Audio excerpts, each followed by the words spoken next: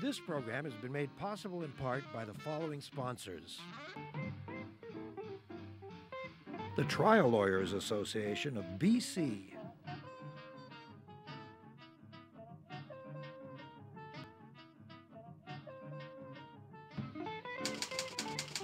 The Vancouver Courier newspaper.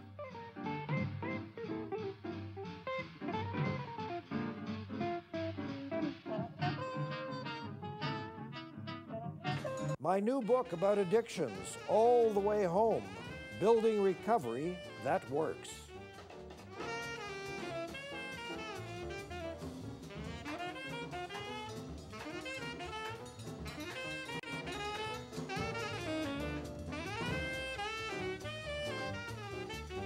The Biltmore Hotel wants a grand, but we ain't got a grand on hand. Well, with apologies to Frank Lesser and Benny South Street and Nicely Johnson and Nate in Detroit, we're talking about a different Biltmore Hotel. It's the one on Kingsway, and it's undergoing a major and fascinating change for the social good, I would say. Chris TAULU is the executive director of the Collingwood Community Policing Centre, and she, probably more than anyone else, has been instrumental in changing the Biltmore into a new residence for people who, up until that moment, till they walk in, have been homeless. But she is a lot more than that, and we're delighted to have you here in the studio. Chris, 40 years of being involved with your community, 40 years of community activism. That's right. Boy, I bet nobody gets one over on you. Yeah. Well, I think people are kind of happy to see maybe she's going to retire soon. I don't think so. I think you're one of those characters who's going to be around forever. Now, look, before we get into all the other interesting things you folks do, tell us specifically the story of the Biltmore. Well, last June, because my policing center covers that area, and I'm concerned about anything that has to do with crime prevention.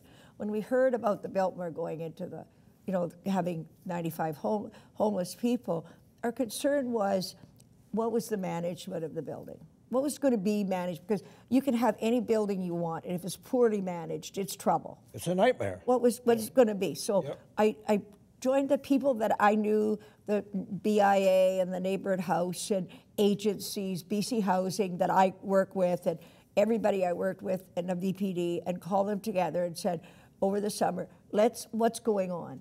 What's going on? So we need to go out into the community and tell the community, but before we go, we need to find out what's going on. Because I don't like going out if I don't know what's going on. And so over the summer, and in September, we began to find out. First of all, BC Housing said they were going to pick anybody. And then on the committee, they slowly came around to say, no, they would pick people from that community. Because we said if there's homeless in that community, those people needed to be. Jodine Keller, who's with the VPD Homeless, she had a list of people that she'd already vetted that could live. So we said, we need those people that are already vetted, that live there. We want those people first into that community, out of it and into that place. And so then the other part was talking to Rain City, and they were very good about how we were going to manage the building. What was going to be, were they going to learn that they needed to get along with the community, but not just that, resources. Because you're going to put 95 people that are vulnerable into rooms that are isolated. We've got trouble. So I have crime. I'll have crime no matter what, but I'd have worse. So we need space. So they were going through an interview process to make sure that the people went in. They were going to move in slowly, and when they moved in, they looked, can they get along? Some people they didn't accept because they knew that they just weren't fit for that kind of building. There's 2 floors for women, which I'm really happy about because we have women on the street. And some women, and a lot of the people that were homeless, they lived in that community because that's where their children and grandchildren were. Oh. That's where they knew people were. People sort of in the city don't understand. We've got probably more on the west side probably than I have in Redford, Collingwood. Yeah, and one of the things this project does, Chris, I think, is bust up the myth that homelessness only exists at the corner of Main and Hastings. It exists everywhere. Everywhere. And if you listened to the news last night about the government stopping the subsidy, going to stop the subsidy for condos for the co-ops, and talking about another 4,200 could be homeless, in a few years if they don't get the subsidy. We have this issue that's happening everywhere across Vancouver. And so that part, so it turned out that what happened was Rain City was great. They have a great tenant agreement that they signed to make sure they're going to behave.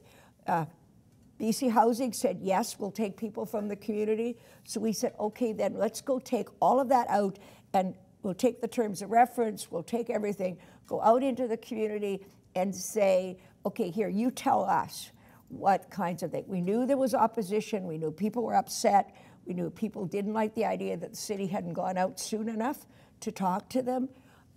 But we arranged that there was workshops so that they could come and tell us their concerns, but also about, we wanted to make it positive, and I wanted to say, okay, what can the community do to help? What can we have the city, well, 3 questions. What can the city do to make it a success?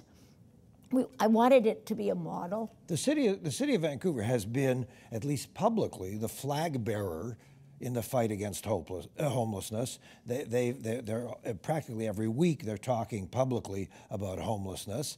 So I'm assuming that they've had a good, positive role in this project. They had the staff that worked on this project were phenomenal. Great. They really worked hard at the staff worked really hard at listening to the people's concerns and listening to a little bit of change. We said, it's a fait accompli, you can't change it. The Biltmore is here to stay. The people are coming. We need to now make it a success. So now pick a guy, we'll call him Jack. And Jack is a guy from your neighborhood and he passes muster and we're gonna give him a room or a small, what is it, a room or a room? It's a room. We're going to give him a room. What do we pay for his?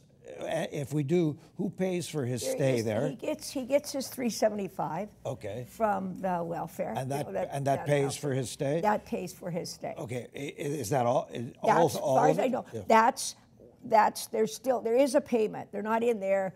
The tax dollar, the welfare payment is paying the BC Housing gets the $375 for doing it. They get a hot meal a day. From one where? hot From meal how? a day. They're getting it. Rain City gets it from outside. They're trying to work. As far as I know, they're trying to work with the food bank and people like that to get more in there. And is it served downstairs? It serves in downstairs. The former dining I room? imagine it's served either there or it's served in their rooms for them. So and I know that the manager, Bronwyn, because a lot of the people that work at the Biltmore live in the community within a couple of blocks, so that they already have a vested interest in making it work. So if Jack, our made-up client, he needs some socks and he needs a new comb or toothbrush. Then Bronwyn is the one that's going to probably be helping him. And one of the things we're going to do is we're hoping to have an open house there so that I know the ones that we're doing for the Ramada on Kingsway is having a welcome package for them,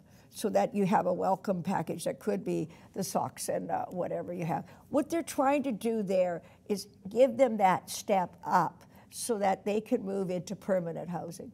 So they can move from there to permanent housing. And what about social programming of any kind and/or individual help? If some people are addicted, if some people have all kinds of mental issues, the kinds of things that show up often with homeless people. Well, Raven Song, which is the Coastal Health, has actually hired extra people to work with them. They've got a whole team of outreach workers. They've got a nurse. They've got a nurse practitioner. If they can't help, the doctor. They plan to do 2 days a week, 1 or 2 days a week there just for the people that are there. So they're building in. We're short of resources no matter what, and the fight will be with the government to get more. But right now, that's what's happening there. The resources are going to be there. They're in place for when they come. They're going to, hopefully February is when they're going to start moving them in. They're going to move them in slowly, because if you move 95 people in, you're in trouble. You can't be on Wednesday. You can't be in trouble. And so you need to get them accustomed. But most of them are so happy to get in where there's a shower. Absolutely. They have their own shower. They don't. On an SRO, usually you're down the hallway and there's only one shower for the room. So they're happy. They're happy to be there. They've been well picked. it's been what I consider, when I started out, people said to me, it'll never work, and these people will be there, and it'll be a mess. And I always said, you pick your battles, but you win the war at the end. And I'm really I'm satisfied with the tenant agreement. There's an advisory committee been formed that are going to meet with community members and us and the VPD and agencies that are going to meet every month that will address any issues that arise. So there's an ongoing community involvement. We hope to have some in and out community. I know somebody gave them 50 yoga mats, so they're looking at bringing in some art therapy or some therapy for them. So something for them to do. I mean, what you have to do is something to do, some plans so that it's slowly, so you can build up their confidence. I mean, somebody said to me yesterday, oh, well, people on the street are all this. I said, no, I thought they were too, till you discover who they are. And some of them work but can't afford. In Vancouver, in my part of town on the east side, houses are $1 million. Who can afford it? Right. Who can afford rent? Some schleppy old clapboard house that's been remodeled is now $1.3 million. $1.3 million, right. And then people say, and then the rent's around $2,000, $3,000 a month. Right. Who at $10 an hour can get a rent? So you're stuck. You're not be able to have a home, so you can't get proper. So then you can't keep your job. So part of it is that building up. We need to do something. We needed to, I hope they do across the city. I hope they find other, I do recommend still that they use this model and that they go into the community and they make sure that the community really has a say in helping how it's run and management. And a few others that we know about will be going and starting on those. BC Housing now wants to do it that way. And so I think it's going to be a lot easier. They understand there's a power that you get when you work with the community. I mean, you win. The city wins when they work with us. When we win, there's a win-win for everybody. There's a win for the homeless. They're not homeless now. There's a win for the city. And there's a win for the community because it has taken care of its people. There's a building that was about to become nothing, that was a landmark Vancouver building that we all recognized. It was about to basically be nothing. And through the efforts of you and all these good folks, it's beautiful. What you've done is beautiful. It's a fantastic contribution. Yeah. We hope we keep it up. But, you will. I'm sure that as long as you're around, you're going to keep it up. Well, we're about a minute away from break, are we? So when we come back, we're going to talk about all the 10,000 other things you folks do. And when we come back, we'll also show a little video that gives people a sense of it. But it's quite clear this is just one of many projects, but it's the biggest and the latest. Well, when you do crime prevention, you need to do community development. Exactly. When you get those people off the street and people involved, they start reporting. Those people are now safe. There isn't the crimes being occurred that people think they're doing, right? And it's safe. You're doing crime prevention, but at a bigger scale. You can do all the patrols you want, but that kind of community involvement, community outreach to me is where the big piece of crime prevention. That's why this city is probably going to be the safest city in Canada. Chris TAULU is the Executive Director of the Collingwood Community Policing Centre, and the reason she's such a great guest is she's one of these folks who say hi and she does 20 minutes. But I know what you do at home. At home, you open the door of the fridge, the light comes on, you do 20 minutes in the kitchen. Don't ask my husband to come on, please.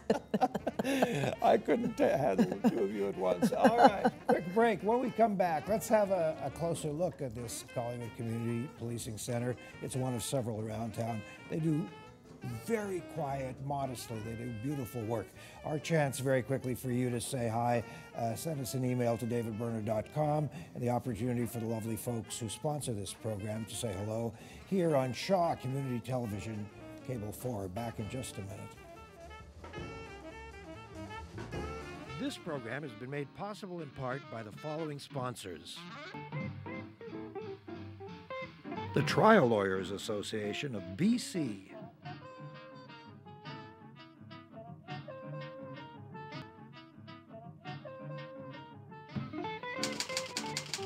The the Vancouver Courier newspaper.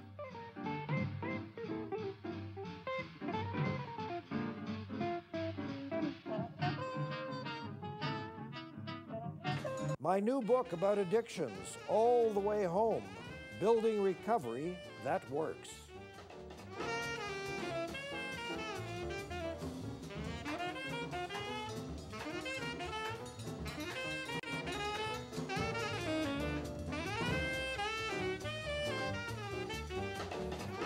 Chris TAULU is our guest. She's the executive director of the Collingwood Community Policing Centre.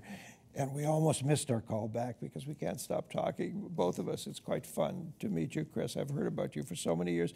So 40 years of being a community activist. Your motto is, one of your many mottos. We're here to help you help yourself. And compromise. And, well, as a strategy. As a strategist, it's compromise. Yeah. Because if we always think we have everything, we know everything, then that's the time we know nothing.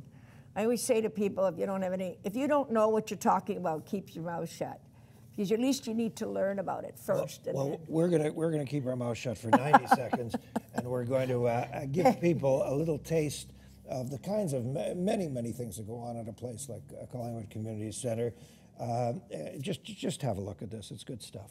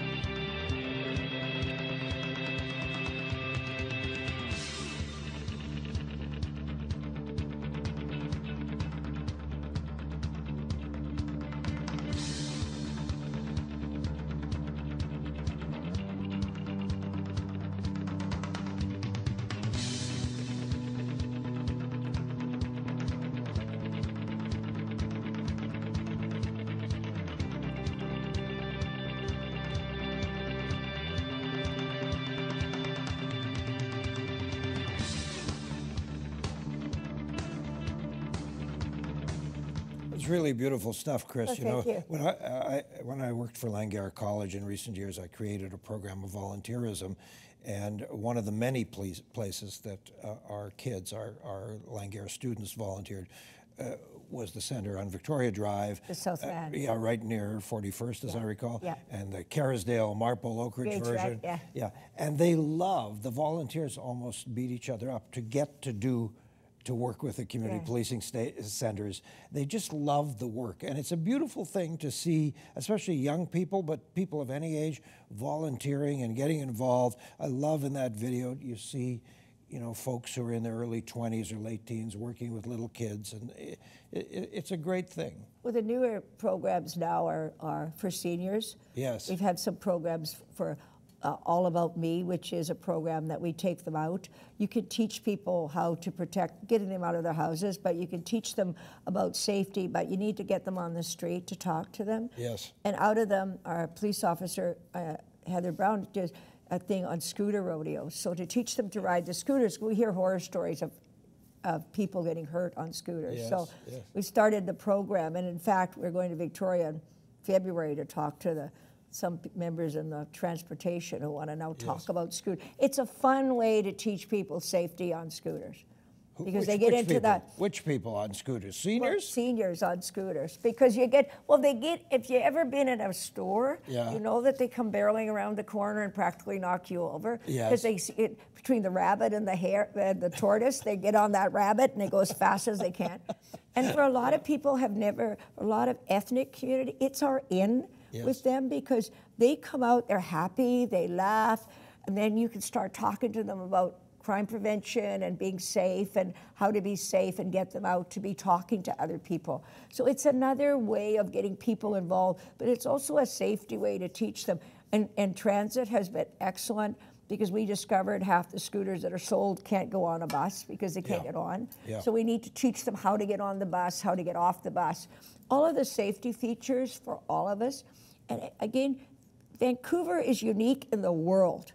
It is the only jurisdiction in the world that the community policing centers are run by nonprofits and not by the police, not by the city and not by the police. They're run in partner, and what I call a really real partnership. It's not the easiest partnership in the world. Ask your friend Doug McKay-Dunn, and he'll say it's never been easy. Because you have two opposing forces. But over the 20 years since I started them, it has worked out to be the better partnership in that we are truly, the community is now responsible. And when you make people responsible for safety, they're a lot better at taking, I don't like to fail, and I don't like people telling me I fail, so I'm not going to do something that isn't going to work. That isn't going to work. Right. And so a community that, our motto is, again, we're here to help you help yourself. And so people become, well, I'm responsible. I can't blame the VPD. I can't blame the city. I can't blame anybody else. I can only blame me if it didn't work. So I got to work really hard to make it work. You know, just a few weeks ago, we were blessed to have Jesse Joel here sitting where you are, and he was representing Hillcrest Community Center, and you know there's this battle going on with the Parks Board, and there are 6 community centers that don't want to give up their deep involvement. Well, I'm pleased to tell everybody that just last week there was a decision by a local judge that the Park Board and these community associations have to get along for a while until it goes to a higher court, if it ever does. And now it's looking like these groups may be able to settle all their differences with the Parks Board. Too bad it takes a judge to order it. Yeah, and yet that's exactly what had to happen. Yeah, but well, it's a triumph for the moment. There's a fear. There's a fear of loss of control. Exactly. If I give you the control over this tape, then I've lost my.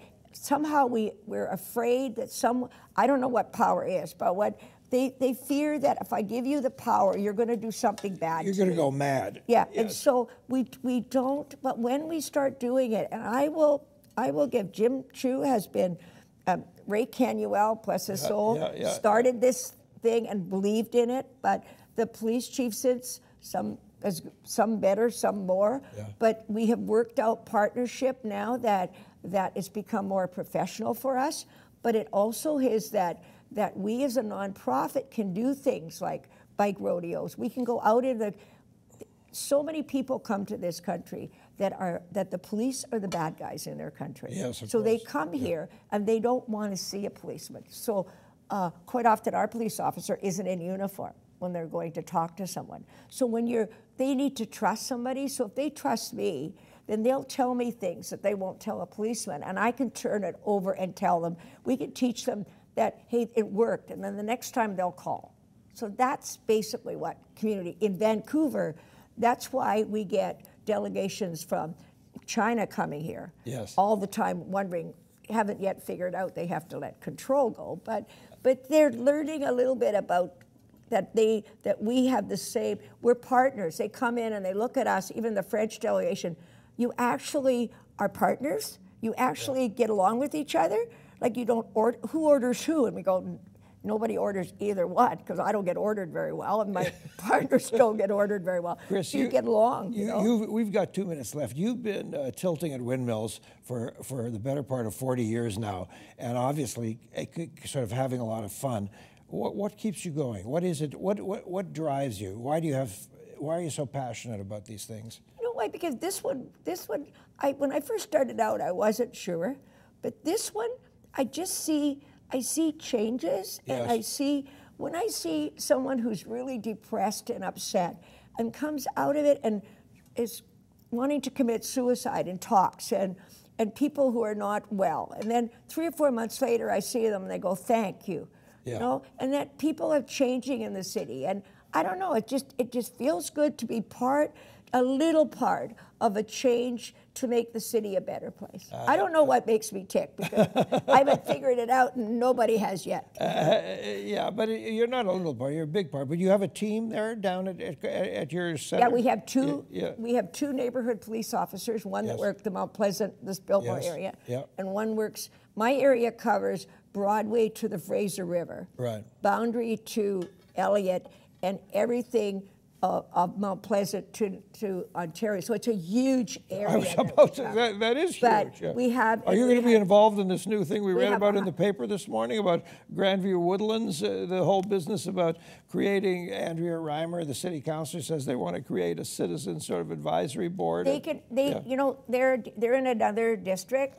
Vancouver's in districts, and so each one is unique to be able to work. That's the great thing, is each CPC can work with the people in their community, and because we meet the needs, I answer to the needs of my community. Chris, has the province recognized your wonderful work? Are you an Order of BC? Is there something about you? I think it's the Order of BC. I got one about 5 years from Gordon Campbell. Did you? Oh, good for you. Order of Canada? Yeah. No, not yet. Next. No, please. Next. I'm not up to there yet. No, yes, you are. Yes, no, you're a real contributor. You. Chris, thanks so much for doing this. Thank you for asking. I said thank you for being able to explain what community policing. We don't get our message out enough, and a lot of people don't understand that it is community members having to fund these things. They're not funded well. So thank you so much. Wonderful. Okay, thank you very much. Okay, that's it, kids. We're gone. Next week, we have two guests, Bev Holmes and Colleen McGavin, and they will represent patients as partners. What a concept that you could actually, in terms of healthcare, consult the people who are the consumers of healthcare. Okay, we're looking forward to that, and looking forward to seeing you again here on Shaw Community Television Cable 4. Good night.